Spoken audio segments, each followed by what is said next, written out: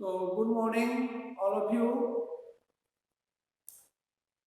Find some angles of given diagram. Diagram is AB is a diameter of semicircle.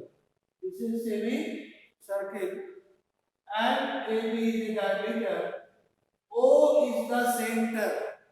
O is the center of this semicircle. Also, DC parallel to AB is given. CD parallel to BA कहें या DC parallel to AB कहें. And this line parallel to this line. And angle BAC, B, A and C. This angle is 20 degree.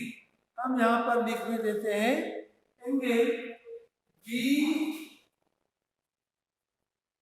is 20 degree. This angle is given 20 degree. So then find first angle BOC, this angle. Second, COD, ये second. तो इसका हम नाम दे देते हैं. First का x दे दिए, है ना. सेकेंड का y दे दिए. थर्ड में फाइंड करना है एंगल CAD. x y यहाँ पर नाम दे दो z का, यानी CAD का नाम क्या दे दिए? Z नाम दे दिए. CAD का नाम Z. फर्स्ट फाइंड करना है this angle, second this angle, third this angle, और फोर्थ ADC यानी दिस एंगल. इसका नाम दे दो XYZ. कुछ भी नहीं देते, P नहीं देते. ठीक है. यानी आप x एंगल फाइंड कीजिए, y z and angle P. First of all आप पैरेलल लाइन जो दिया हुआ है CD parallel to BA, CD parallel to BA and AC is the transversal. AC is the transversal. Alternate interior angles are equal, and this angle is 20 degree. So this angle is also 20 degree. तो आप यहाँ पर लिख सकते हो angle BAC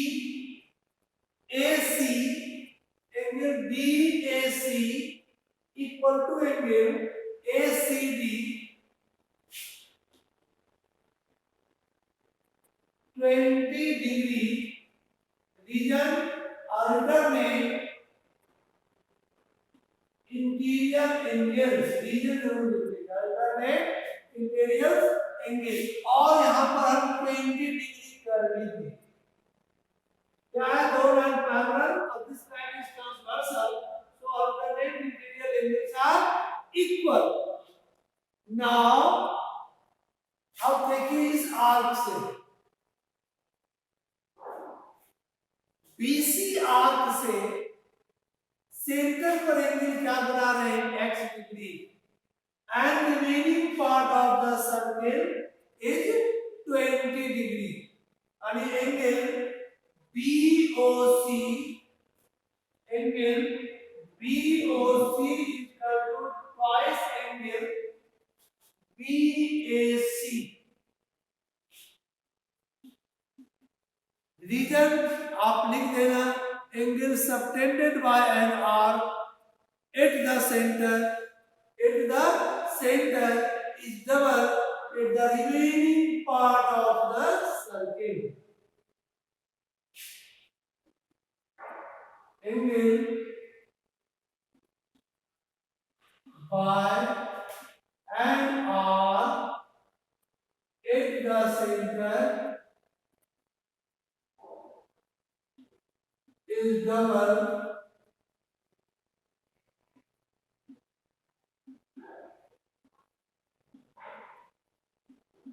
if the remaining part of the circle, और ये theorem भी है, आप इसका थ्योरम प्रूफ में पढ़े हो, इसका थ्योरम प्रूफ में पढ़े हो। अब देखिए angle O B O C find करना है और B A C is given 20 degree. अगर यहाँ 20 पुट करेंगे तो B O C equal to 2 into 20 equal to 40 degree. आप फर्स्ट आंसर फाइंड करेंगे। ये एंगल क्या निकला? 40 डिग्री निकला x। Now find second angle. Second means find करना है सी ओ डी। अब देखिए this angle subtend by the arc C D. किस आर्क से बन रहा है? सी डी आर्क से बना रहे हैं।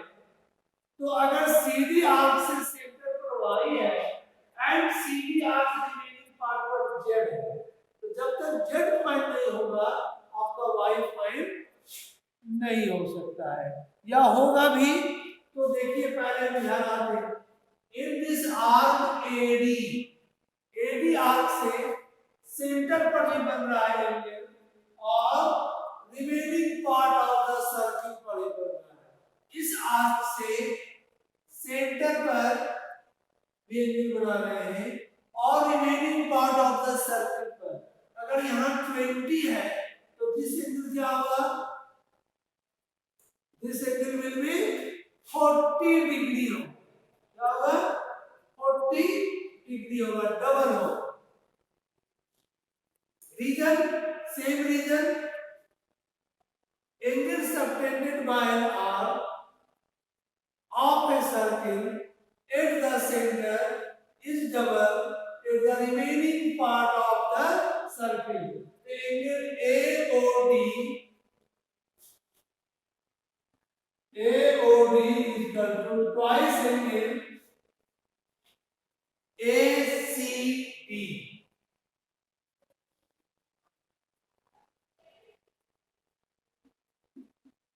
और ACD is 20 डिग्री, तो 2 into 20 इक्वल टू 40 डिग्री। आपका ये एंगल निकल गया 40 डिग्री। क्या एक स्ट्रेट लाइन है? तीनों का सम 180 degree from a straight angle से, तो 40 plus y plus 40 equal to 80 degree, 180 degree. Now 40 degree plus x plus y degree, 40 degree is equal to 180 degree. यहाँ लिख देना स्ट्रेट एंगल।